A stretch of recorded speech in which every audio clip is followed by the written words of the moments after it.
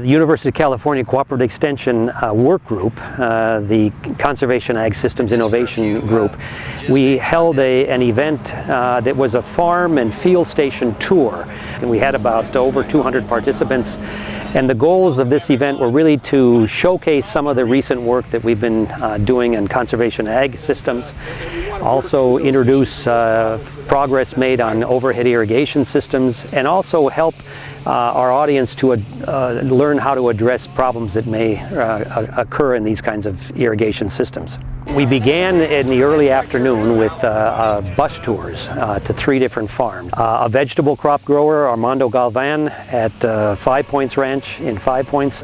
We went to a dairy with Johnny and Joanne Teixeira up in Burrell, and then we came down to a diversified row crop farm at Farming D with Scott Schmidt in Five Points.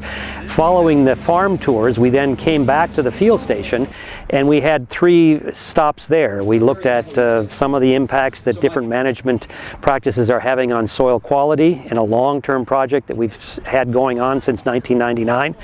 We also looked at a very innovative study that we're looking at strip-till sugar beets under overhead and drip irrigation, so very precise irrigation coupled with reduced tillage. And the final stop was an introduction to the new center pivot facility that we have at the field station. We came back for the keynote address. This year's keynote address was provided by Dr. Suat Irmak, irrigation engineer from the University of Nebraska-Lincoln. Try to understand the climate.